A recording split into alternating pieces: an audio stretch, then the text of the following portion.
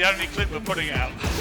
Well, few public figures have feuded so publicly, explosively and bitterly at times as the tennis superstar Nick Kyrgios and me. I once called him a monumental asshole. He told me to eat a dick.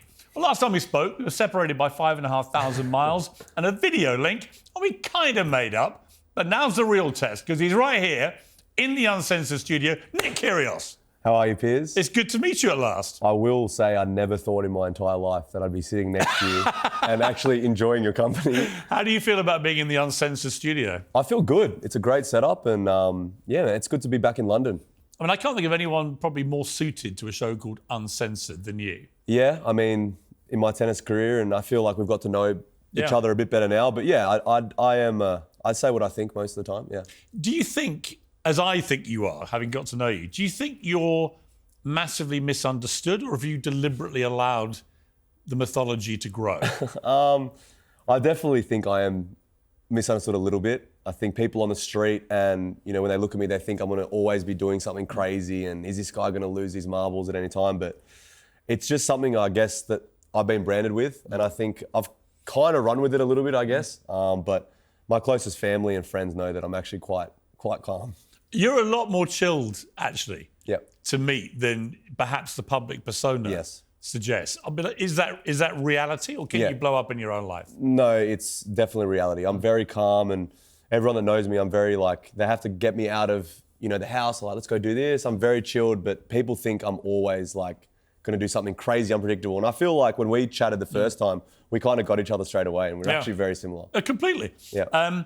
The thing I was going to ask you about before we get any further was a really interesting moment in world sport, which I thought only somebody like you, who's been in that cauldron, could understand, A, what was going on, and B, what may be the repercussions. Rory McElroy in the US Open golf missed two 3-foot putts, having successfully completed 496 putts in that distance in this season. And it was seen as a massive choke and so on, and cost him the major. He hasn't won in 10 years and so on. What did you make of that moment? And what do you think was going through his head, and what will be going through his head now? Well, I mean, as athletes, we're always taught to stay in the moment, trust the process, and not kind of get ahead of yourselves. And I think when you're that close to something that basically your whole life you're preparing for, and you've got to putt that easy. I mean, that'd be like a smash on top of the net to win Wimbledon, basically. Right. And that's just thinking ahead, oh my God, I'm going to do it. I'm going to finally win. And then you actually don't stay present in the moment, miss those putts.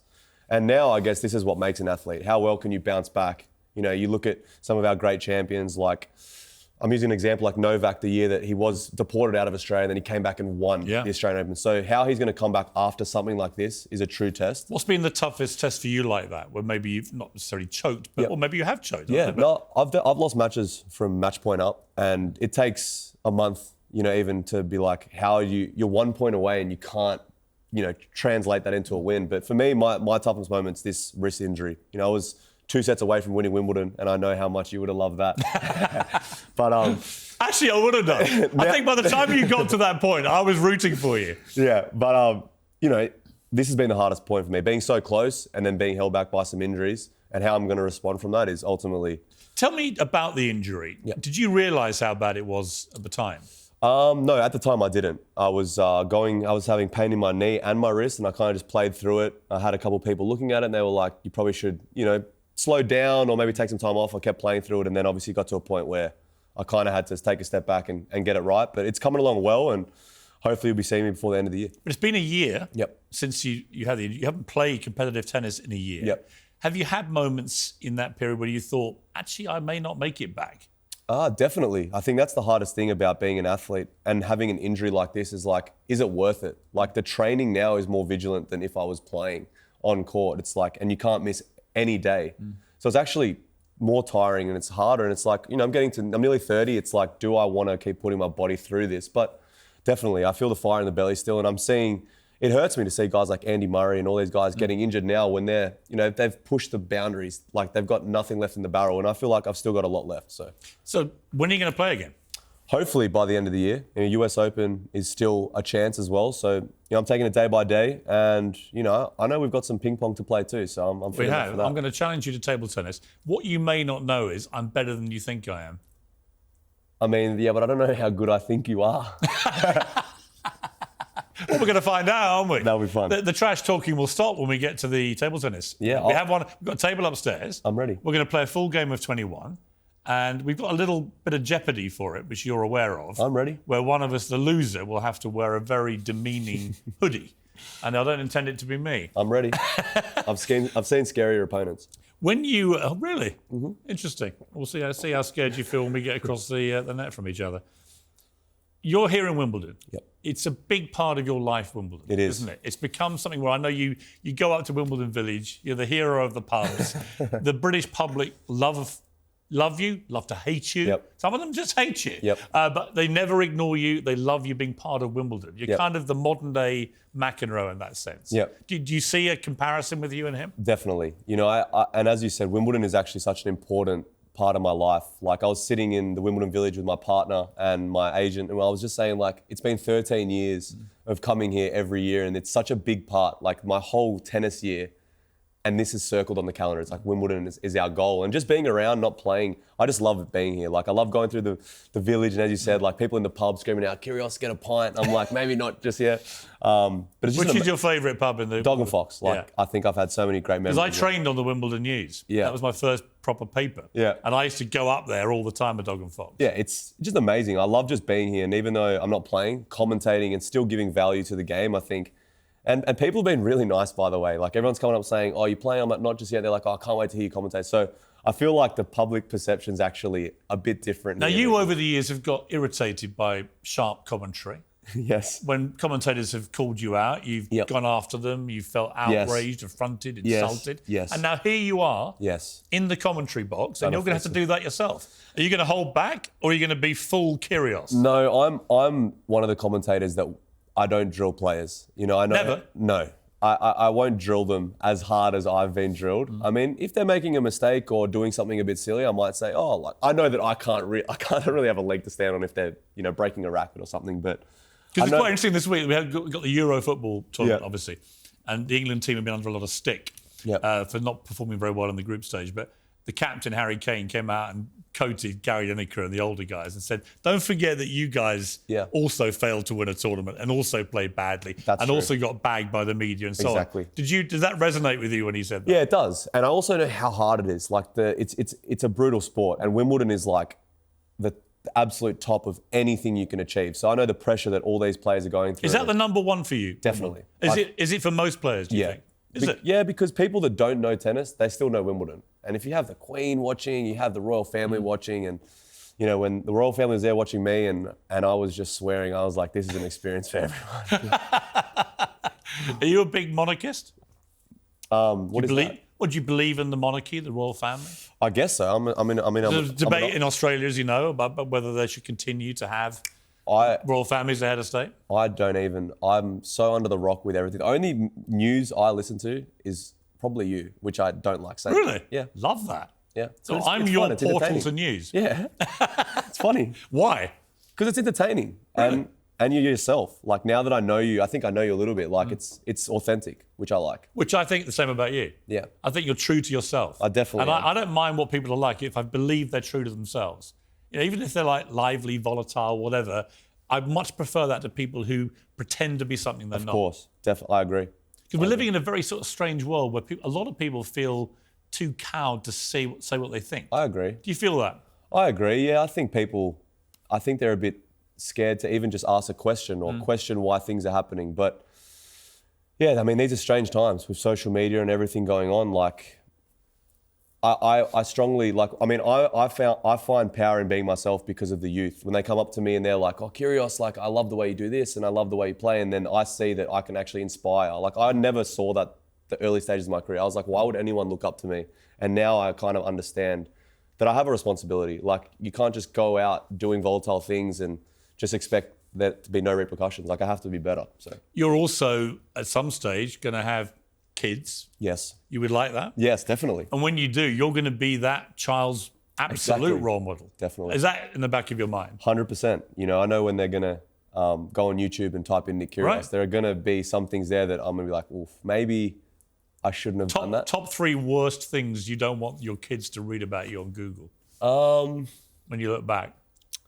I mean, I don't want them to think that I was someone that couldn't hold my temper, because I definitely do think that off the court, I'm actually very calm and I don't get angry and I'm super chill, but I don't want them to think that when they come with struggle that that's a good way to just, I guess solve things with anger. I want them to take a step back and, reevaluate things and take it with a calm sort of step.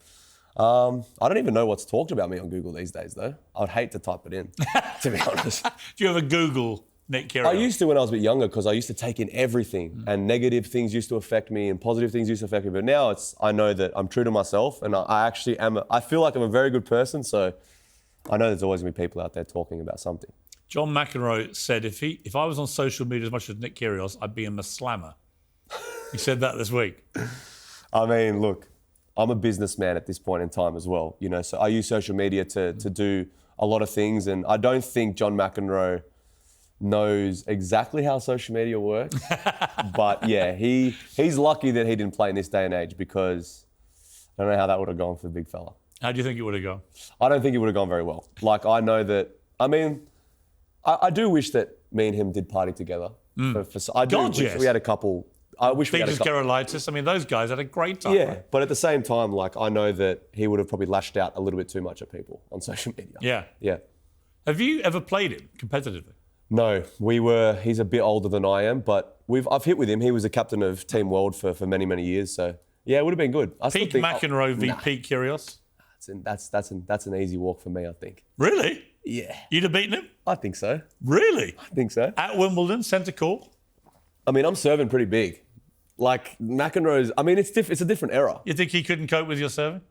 Federer, Nadal and Novak have struggled. So I don't know how McEnroe is going to go against returning my serve. He's going to watch this, you realise? I know that. Hey, I'm confident in my ability and I have utmost respect. It'd be tough. It'd be a tough match, but... Would he have won a set against you? I think I'm returning his serve. I don't know. I don't think so. Really? This is going to be... McEnroe wouldn't win a set. Hey, it's different eras, and I know that he'd probably think that he would beat me, but they got 225 kilometre serves coming at you. It's different out there. You'd have bombed him away. I would have bombed him away.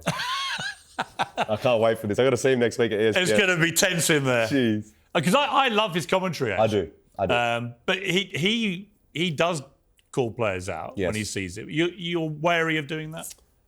Yeah, I'm not going to... I don't think... I've got a bit of a commentating career already. I did Australian Open. I just don't think there's any sort of positive things that can come from... Like, a player knows when they're not having a good day or when they're doing something wrong. Like, when I come off the court, when I lost to Andy Murray that fourth round and I was throwing a bit of a tantrum, I already knew that my behaviour wasn't good. And you're like, go pack up your toys and go back to Australia. You made me feel so bad about myself. I was like, I already knew. Good, you deserved it. Exactly. But, I'm not going to go out there and air it on TV because I know that I'm not perfect. I'm not going to do that. That's just my sort of position on the commentating thing. Do you think people understand what it takes to be an elite athlete, to be an elite sportsman? It's hard because they see us at Wimbledon on centre court or just playing Wimbledon, and that's not any of the hard work. That's the tip of the iceberg. Everything behind the scenes, the training, the injuries, the setbacks, the internal issues, that's what actually is 95% of the journey. Where then you're seeing us at Wimbledon playing in all whites, that's just the outcome of everything that's happened. So I don't know if they know to the extent and how hard it actually is. It's pretty hard. You said that for the last year you've had to do really intensive work to get back to being able to play again, even more than you would if you were playing regularly. Talk me through a day in that period. What's it been like? So we'll do, you wake up and then you'll do an hour of just straight conditioning. Make sure that your body's, when you're returning, that you're fit enough to play. And then you'll hit for an hour and a half to 2 hours. And then you'll do a lift in the afternoon, which is just strength. And then you've got to get physio. And then it's just by that time your day's gone, then you're trying to eat well. And then that's basically the cycle until you get repeat back. all the time. Yeah. It takes a lot of mental strength to do this kind of thing. It does. Like you said, you've had moments in the last year, as you said, where you thought about packing it in. When you have that thought process, what is it that ticks away in your brain that stops you doing that? I guess my fans, my family, I feel like they strongly believe that I've got more in the tank, especially my fans. On every day on social media, they're like, when are you coming back? I know that there are a lot of people that want me to come back and play, and it's hard. I've genuinely thought about, is it worth me doing all of this to What get was the back? lowest moment for you in the last year? I guess about 3 months ago, I wasn't having the improvement in my wrist that I wanted. And I was like, maybe I'll never get back to that level. Like we look at some players that are calling it, like Dominic Thiem. He's a Grand Slam champion and he's now retiring at the end of the year because he hasn't had the improvement in his wrist. And it's like that, for me, scary because maybe that is something that could happen. But I have to embrace that. Like I haven't had as much success as, say, as Andy Murray or Novak, but I've had a great time and I've had more success than most athletes do have. So I can't be selfish in wanting more, I don't think.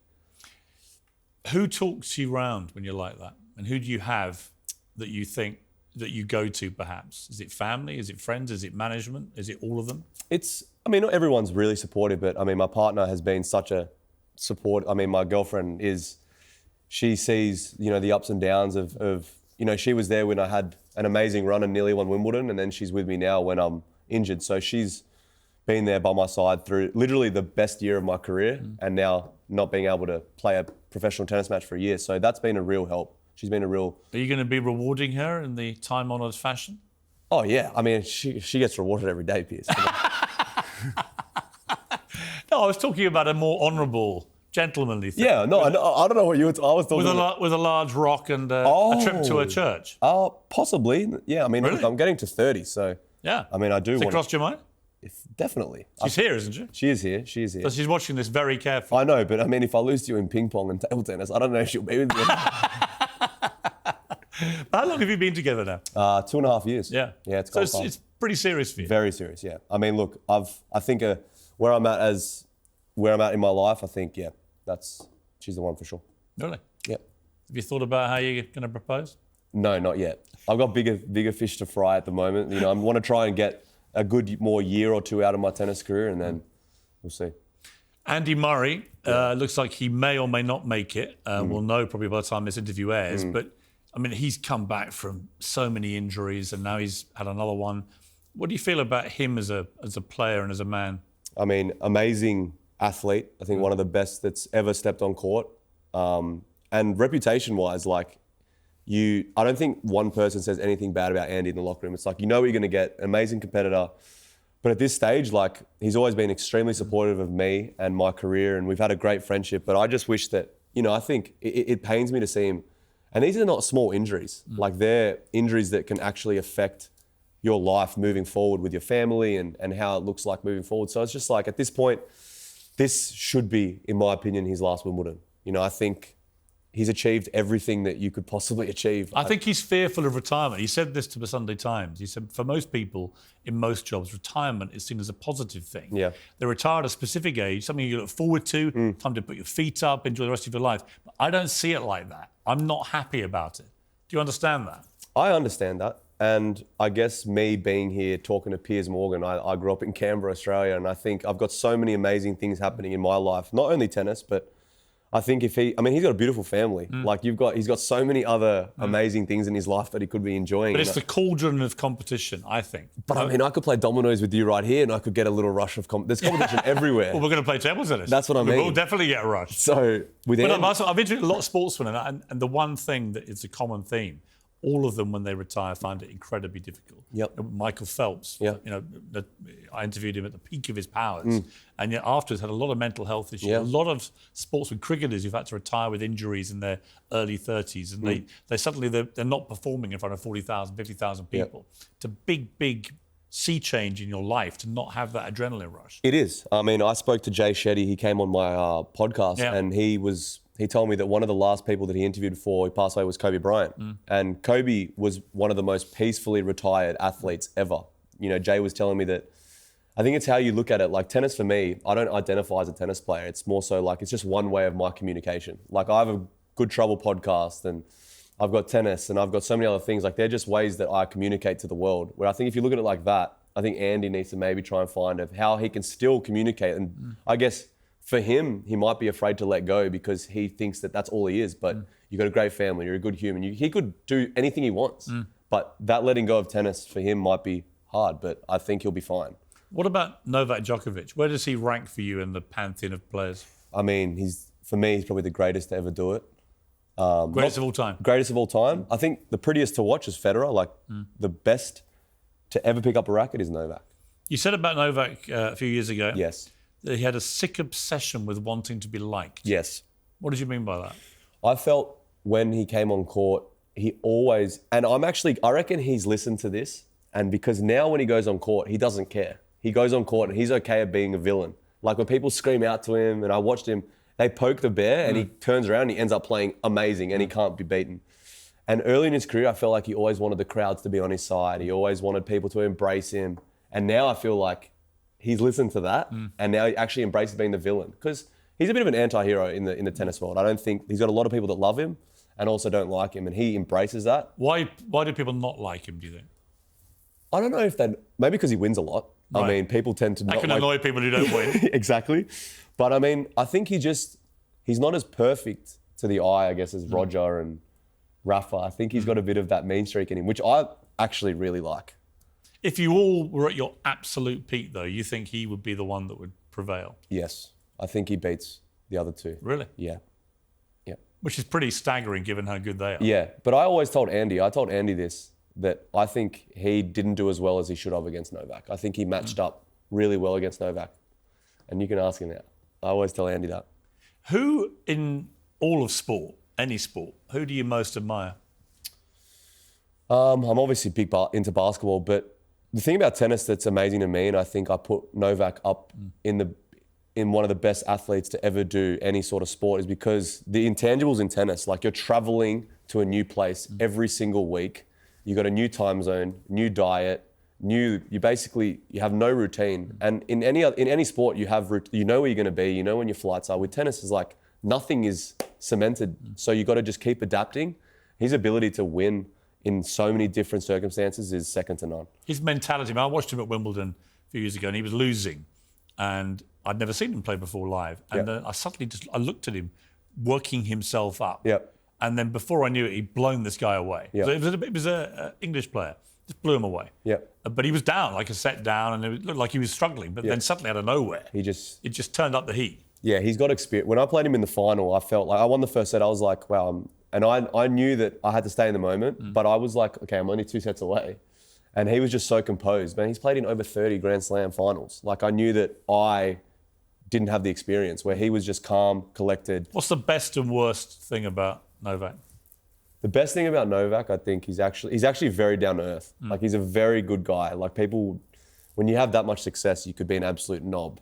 Where like he's just like really down to earth, super helpful, super funny. He's actually a joker. Like he's hilarious. And the most annoying thing about him? He's so annoying that he let Alcaraz win Wimbledon and didn't let me win Wimbledon. Alcaraz was always going to win more Grand Slams, but you could have given me one. Do you know what I mean? Like give me one. Like Alcaraz was always going to win one, and he decided to play pretty average in that one and play lights out against me. Oh, thanks, Novak. Yeah, appreciate it. You interviewed on your brilliant podcast, which I'm going to be doing after this interview. You interviewed Mike Tyson. The show's Good Trouble, which pretty much epitomizes Mike Tyson's life. Yep. I mean, I watched it. It was a really interesting interview. I've interviewed him many times. Yep. I find him one of the most fascinating people ever in any sport. How did you find it? Yeah, it was intimidating. Sitting a metre away from arguably probably the most dangerous man on the planet. And I did feel a good energy from him though. I feel like he had a really good heart. And I just felt a bunch of experiences. Like you sit next to someone, you get to, the way they articulate things, you know that he's just seen a lot of things. And it was hard sometimes because I didn't know how to get things out of him. Like he was very closed off, but then like I didn't want to push too much because he's unpredictable. So yeah. You've talked before about you like boxing. Could you imagine when you give up tennis actually boxing? I maybe could call out a couple tennis players that I've always wanted to, go toe to toe. Who would you most like to get in a ring? Oh, that's punch? A hard one. I know this is going to go crazy, but I would probably do Wawrinka or Tsitsipas. I reckon I'd go a couple rounds with them. Surely Novak as well, wouldn't? Nah, we like each other now. Oh, really? I feel good energy towards him. I wouldn't want to. No. Who would win if you had to fight? I've got some size on him. Yeah. And I'm pretty nimble for a big fella. You are? Yeah. US presidential election has we just had the debate, and everyone's talking about how Biden was sort of over the hill and so on. Do you have a view about this? Obviously, whoever's the president, it does impact the entire world. Yes. You've been critical of Trump before. A lot of people who were critical of him now think, you know what, better the devil we know. Got to be better than this guy who can barely string a sentence together. What do you think? Yeah, I don't, as I said, I don't watch and like I didn't know anything about the debate at all. But some of the clips I've seen from Biden they're pretty crazy. Like look, you need someone I think that definitely is more confident and knows at least what's going on a bit more. So I'll probably side towards Trump a bit. Would you? So you're now a Trumper? I'm not a Trumper, but if it was between those two, probably. Yeah. I think people have got used to Trump. Yeah. And because they've got used to him, they find him less like outlandish. Yes, because you kind of know he's a real estate guy. Yeah. He sells everything high. We would have a great dinner, us three, I think. No question. I've had a great dinner with him. He's hilarious. That would be awesome. Your family, very important to you, I know. Yep. Your mother, Nil, last time you told me that she'd never come to watch you play again after being fitted with a pacemaker. Yep. If you're going to get back playing, maybe the US Open, like you said, will she be allowed to watch you? Or is she banned forever? No, I don't think that watching me would be on the cards for her anymore. Her health has always been something that's been a battle for her, and she came back home the other day and she was like, I think her kidneys are not functioning at the rate they're supposed to. So I think that her days of watching me do my thing on the tennis court could be over. So she'll have to just watch on the TV for now. But she's super proud of everything I'm doing, off the court, and it's a big motivation for me. I think she's always supported me, and she's probably the strongest woman I've met. She's battled through some serious health issues, and she's still out there. Does she like the way you've evolved Definitely. as a man in public? Because yes. I know my mother has had issues with my conduct over the years. Yeah. And they like to see a bit of progression. Definitely. So that, when they say, my boy's not like that, you actually show them you're not like that. 100%. And I know it's been painful to her to see when you've been in hot water in the past, and when I've been, beating in the media and mean things have been said, she's really struggled. And it's normal, like a mother seeing their son get absolutely destroyed in the media, and it's hard on our family sometimes. And I think she's super proud of how I've kind of evolved and I've learned, and I could have, honestly, from 2019, I could have been a completely different person to how I am now. So I think she's good. People have been very judgmental about you over several things recently. One was your previous domestic incident. Yep. I'm not going to relitigate any of that, but there's been a bit of a backlash to you being allowed to be a BBC commentator at Wimbledon. What do you say to people that think it's inappropriate? Look, those things that they're bringing up have all been, sorted and dealt with. And, I'm in a beautiful relationship now with my partner, and I'm in such a good stage in my life where me working with BBC was a good opportunity for me. And I only ever wanted to, if I'm working with someone and collaborating with them, I only ever want to bring a positive sort of, I know that articles are going to get written and these things are going to be said, and if it affects it negatively, it's never my intent to affect. But I just want to go into BBC, I want to have a great time, I want to give them another aspect of someone that they would never hire, which is cool. Like, I think it's going to be good for me to get in there and bring my side to the game, and ultimately it's helping tennis. I just want tennis to grow, because if my kids or anyone's kids are playing tennis, I want the sport to continue to grow and take over and eventually just be awesome. Do we live in a very overly censorious time, in the sense that, in your case, I just remember that thing happening, and it was obviously, you said by your own admission, you wished it hadn't happened. It was something you regret. You apologise. When people do that in public life, should they be just allowed to then, show they're a different person, show their remorse, show their evolution? Seems to me like we're very reluctant these days to let people have a second chance. Yeah, obviously it depends on what the matter is, definitely. But I think if it's something that people can understand, and you've gone through the full story and you can clearly see the person's trying to make amends and trying to be a better person, then of course, I think a second chance for me towards the start of my career, I genuinely thought that I was always going to be painted this person. And it's taken a long time and a lot of media and a lot of being out there to change the perception, and obviously just changing my behaviour as well. But it can be done. And I'm thankful that, people have kind of warmed up to me a little bit. It's still hard at times, but I think they have a lot, actually. Yeah. I think you're massively more popular with people generally than you used to be. 100%. The bad boy thing, people look at you and think, actually, he's not that bad. Yeah, but I mean, he's a bit of a naughty boy. There was one guy in London that kept smashing me on social media, that Piers Morgan guy. Only when you deserved it. No, I actually think the words you're looking for are thank you, Piers, because I've been part of your evolution. Thank you, Piers. Yeah. You've read my tweets and you've gone, what? The guy's got a point. Look, I never hated on your Have I ever been wrong? Have I ever banged you when I've been wrong? I'm going to have to go on your Twitter feed. your X feed and have a look. But I feel like it was just more like the hatred towards my career.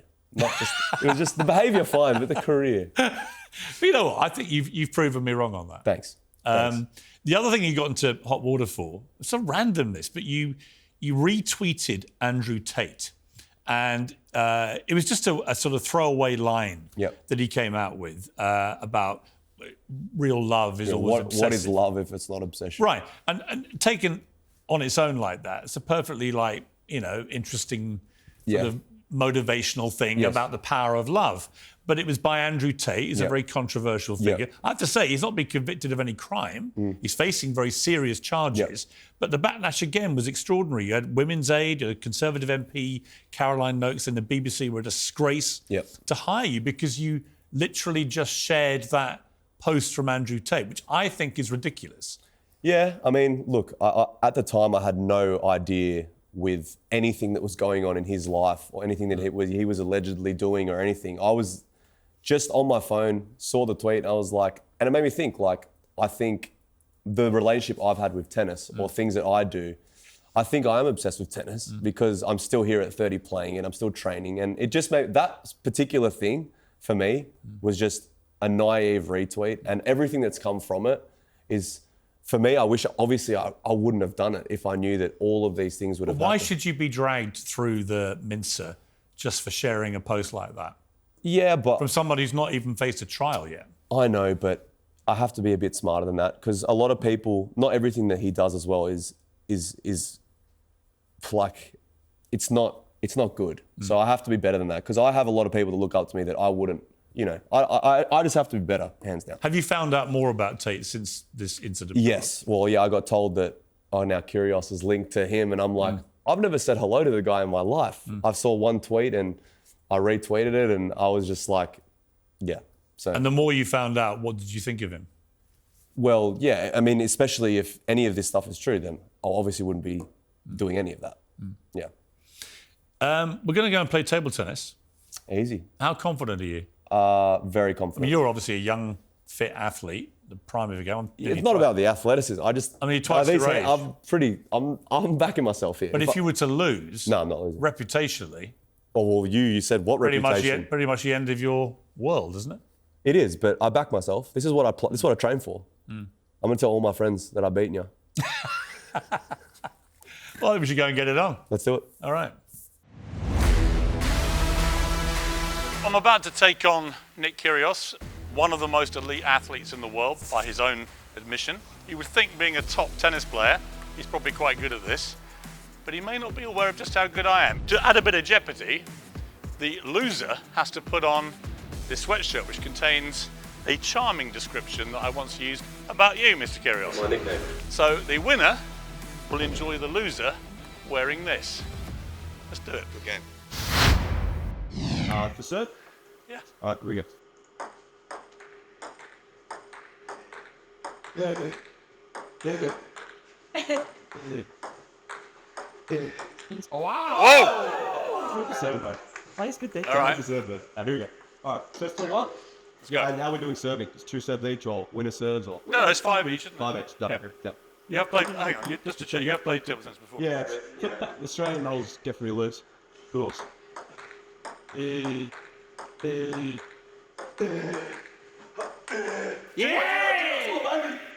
It's all about how you start. Are you going to grunt like Monica Seles the whole time? Or what? Single point. Absolutely extraordinary noise levels. Yeah. So, but for me, I think Piers has much aggression in this game, so I'm going to play patient. Yes! Yes! But like,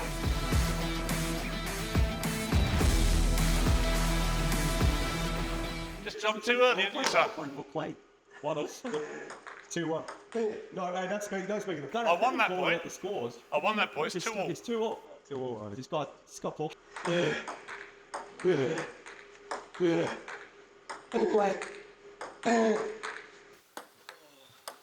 Yes. Make you move! Come on. Fred. 2-3. Forrest going to kick. Don't say right. Hey.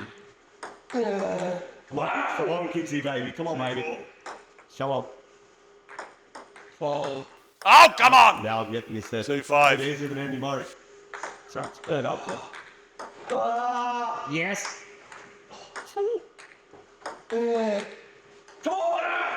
2-6. Yep. 2-6. Yeah. Ah! 17 odds. It's almost now. It's almost. No, it's not. Kyrgios with a bit of momentum. It's a hard thing to stop. Is it? Yeah, looks like it. Momentum over. 7-3. Nice, good ball. Oh, come on, this is crap. 8-3.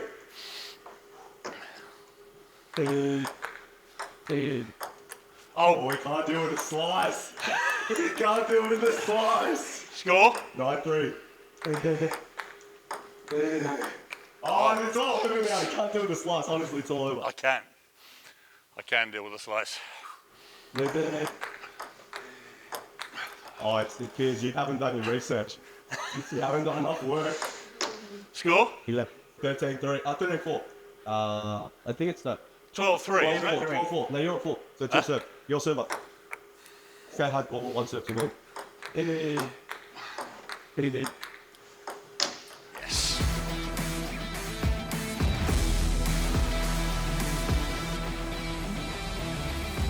Only winning points off net tapes. 5-12. Yep. Wow! Yes! Why do you keep talking in the middle of a point, brother? I fucking try. No, Wimbledon. Look at him thrashing the umpire again. Look at him. Down. Can't stop himself. 12-6. He's getting nervous, aren't he? No, I embrace it. Yes! Here. Good luck, forwards. Going into lockdown, though.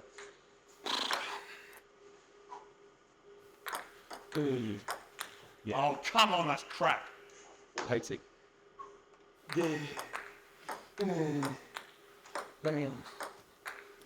Yes. Oh. Yes! Little flash pony, look at him. There we go. Flash pony couldn't stop himself. Wait, 7. Oh, come 15-7. on. Yeah, 15-8. What markets do you go? Gives you crap. Fair enough.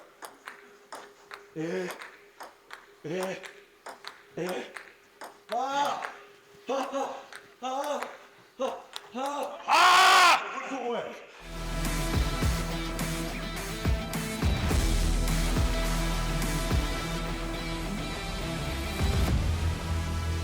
Great footwork. Good footwork.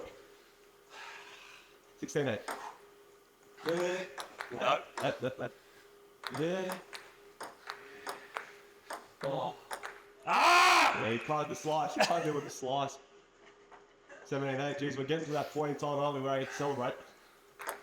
Yeah. Yes!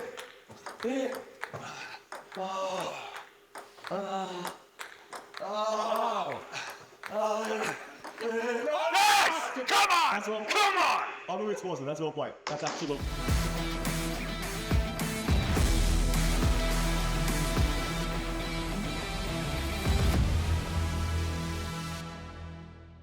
That is the only clip we're putting out.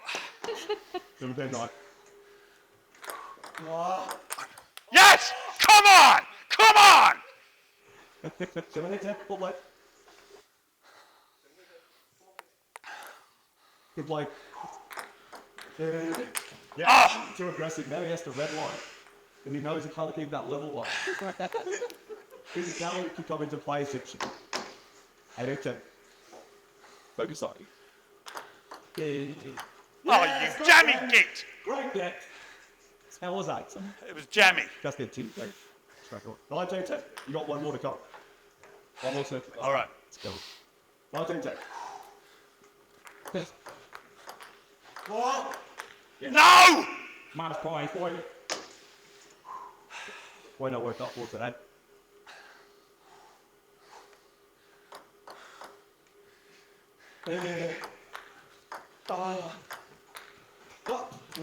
Yes! Probably nervous there. Got a little tight in the wrist. What the like?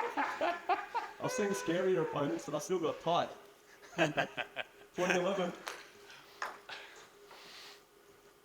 It's like Wimbledon 2018.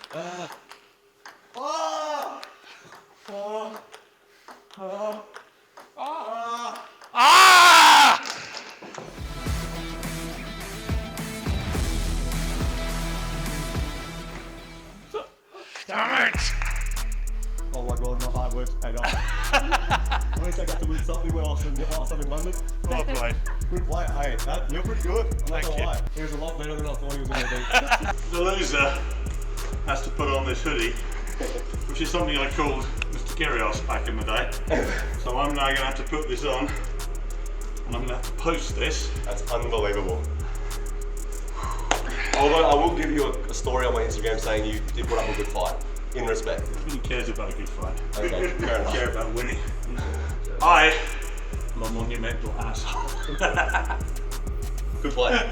Good play. Good game.